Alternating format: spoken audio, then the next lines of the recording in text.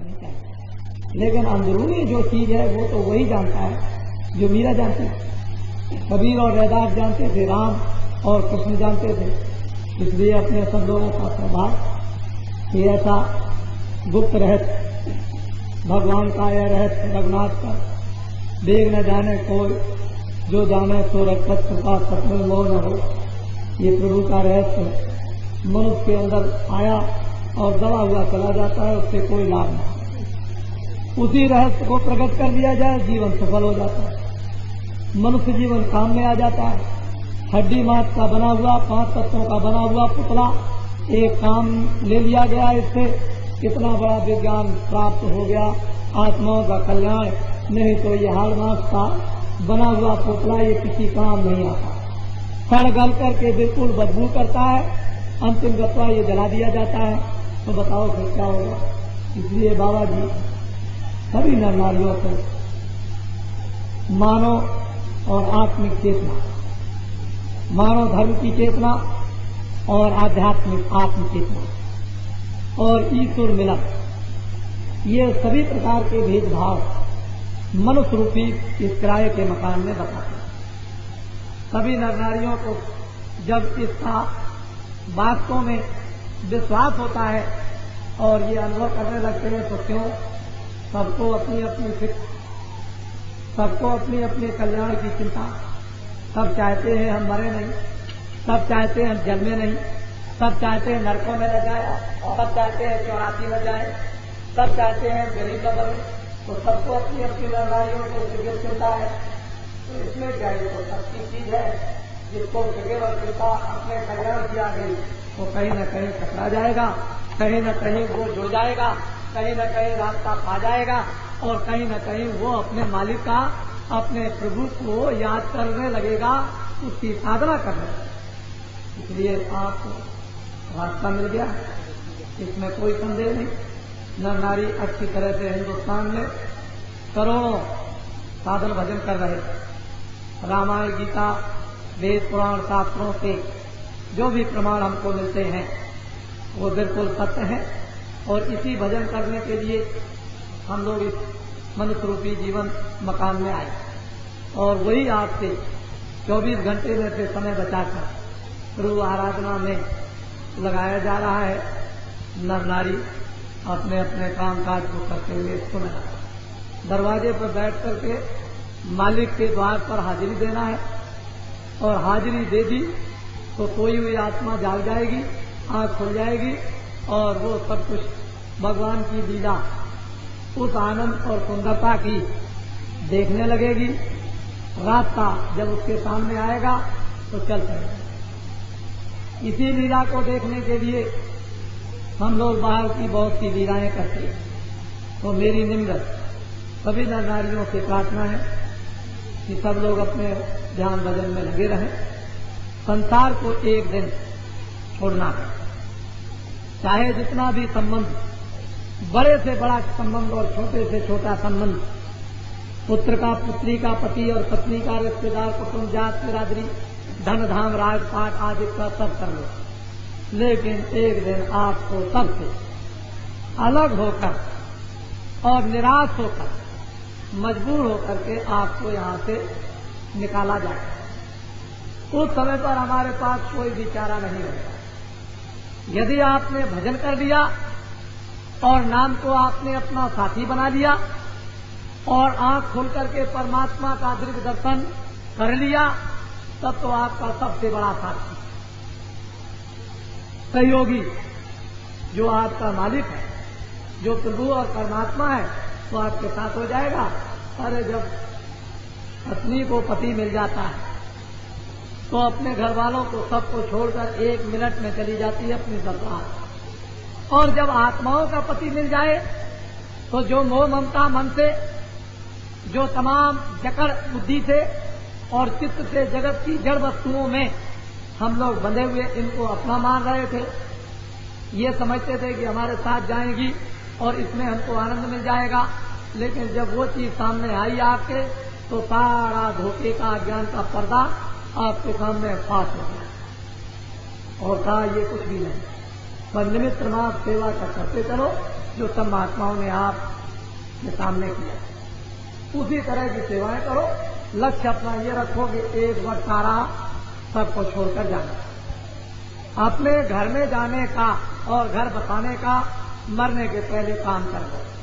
इसीलिए ये भजन सुगम साधना आपको बताई कि जल्दी से जल्दी चलो और मरने के पहले जीवात्मा को पहुंचा करके अच्छा सा स्वच्छ पवित्र आनंद का निर्विघ्न और निर्भय जन्म मरण से रहित ऐसे स्थान को तुम तैयार कर लो कि इस किराए के चलते फिरते परिवर्तनशील मकान को छोड़ करके और फौरन अपने मकान में पहुंचो। इसलिए आपको ये सीधा साधा रास्ता और बता रहे हैं, लोगों को आगे भी बताएं। अब मेरी कुछ बातें हैं कि मैं ये तो लोगों को साधना कराता ही हूँ, मेरा तो ये मुख्य लक्ष्य है ही। इससे ये पता चलता है कि मैं पक्का धार्मिक, कच्चेपन का कोई काम नहीं, बिल्कुल पक्का। एक महात्मा जी दक्षिण में, एक महात्मा जी पश्चिम में और एक महात्मा जी पूरब में, 3 महात्मा रहते थे। पश्चिम वाले तरबूज बेच करके काट करके बेचा करते और दक्षिण वाले महात्मा सबको पानी पिलाते थे और पूरब वाले महात्मा तबला बजाते थे बेचा करके। और वो ये कहते थे कि आओ चलो जल्दी से देखो कितना अच्छा पका मीठा तरबूज है। एक छुरी रखे रहते थे और काट करके उन्होंने दिखाया, पका देखो कितना पका लाल लाल। लोग देखते थे और कहने लगे बहुत मीठा, और कहने लगे जैसे ये पका वैसे ये भी पका, देख लो ये पका ये भी पका, कच्चा नहीं है, न ये कच्चा न ये कच्चा, खा लो तुम पका हुआ, जितना खाना चाहो उतना। इधर दक्षिण में पानी पिलाते थे, गर्मी के महीने में लोगों को बुलाया, आओ पानी पियो बहुत ठंडा, तर हो जाओगे। जब उसको पानी पिलाने लगे तो कहे कि खूब पी लो, जितना तुम चाहो उतना तुमको पिला दे, बहुत ठंडा। इसमें से एक भी बूंद गिर गई जमीन पर तो जितनी बूंदें गिरेंगी उतने ही जूते पड़ेंगे।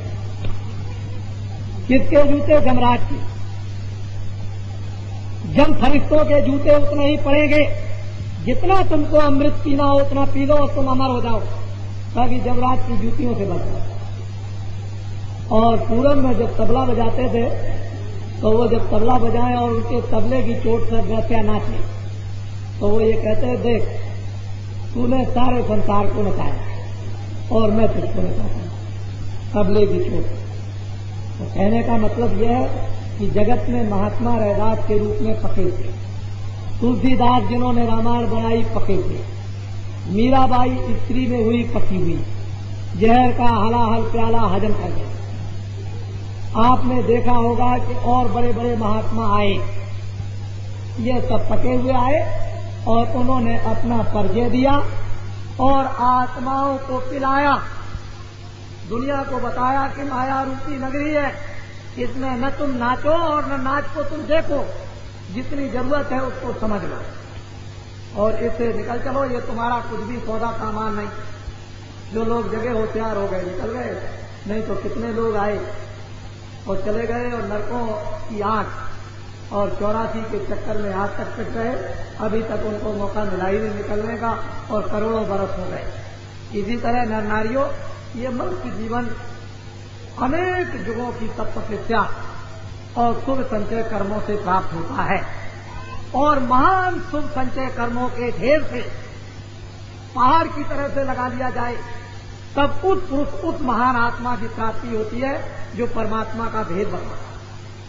तो तुम समझ लो कि मेरा कितना सौभाग्य, उस प्रभु की मुझ पर कितनी असीम कृपा है कि हम लोगों को भी ऐसा सुगम रास्ता मिल जाए उसका भेद और हम लोग फिर चलते। यही रोज रोज और बार बार जगाया जाता है। देखो बच्चियों, तुम्हारा 6 महीने का बच्चा पैदा होगा, हो जाएगा, जब वक्त हो जाएगा तो चला जाएगा किराए का मकान, उसको 6 महीने का ही समझ नहीं आता। किसी की उम्र यदि 14 साल की है तो 14 साल के बाद किराए के मकान का परिवर्तन होता है। किसी की उम्र 40 की, किसी की 50 की। जिसका जिसका जितना समय इस किराए के मकान का है उतने दिन इसमें रहो, और मकान मालिक फौरन आएगा कि आज समय खत्म हो गया है, इस मेरे मकान को अभी खाली कर। जीवात्मा को निकाल के बाहर करेगा, ये मकान जमीन पर पड़ा रहेगा, अब इसके लिए रो और पीटो, जो गया वो आने वाला नहीं। इसलिए किराए का मकान जो बदबूदार है उसको जला दो, गाड़ दो, उसको जल में फेंक दो। यह है दुनिया का दस्तूर अनादिकाल का। मृत लोग ये सृष्टि परिवर्तनशील है, यहाँ तमाम लोग अपना अपना कहते हुए आए और यहाँ खाली होकर चले गए। इसलिए इस सृष्टि में अपना काम करके जाओ, आत्मा का कल्याण करके जाओ, इस जीवात्मा को जगा के जाओ, इसको ज्ञान प्राप्त करके जाओ, किसी सहायक के साथ में जाओ, किसी को लेकर के जाओ, किसी को साथी बना करके जाओ, और जिनको तुमने साथी बाहर से बना लिया उनमें से कोई भी सामान तुम्हारा साथी नहीं। इसलिए तुम अंतरात्मा से उस परमात्मा की चैतन्यता को अपना साथी बना लो। बस एक दफे अगर तुमने साथी अब की बार मरने के पहले बना लिया तो फिर वो कभी भी आत्माओं को छोड़ने वाला है ही। और अब की बार आपने साथी नहीं बनाया तो करोड़ों वर्षों के नहीं और कितने करोड़ों वर्षों के लिए इस मनुष्य रूपी निकट उस परमात्मा के पास जो तुम बैठे हुए हो उस मकान से तुम चले जाओगे। फिर इतना समीप में बैठने का तुमको अवसर फिर मनुष्य रूपी मकान में नहीं। इसलिए महात्माओं ने जो इस मनुष्य रूपी शरीर की अर्वचनीय यानी उन्होंने महिमा की है कि जीवात्मा भगवान के बिल्कुल दरवाजे पर बैठी है। अंदर से आंख खोलो और ऊपर आसमान की तरफ उन दिव्य आसमानों की तरफ में लोगों की तरफ देखो, आंख खुल जाएगी और फिर तुम देखोगे कि ये खेल भगवान की ये लीला क्या हो रही है, तब मालूम होगा। आंख को बंद करते रहोगे तो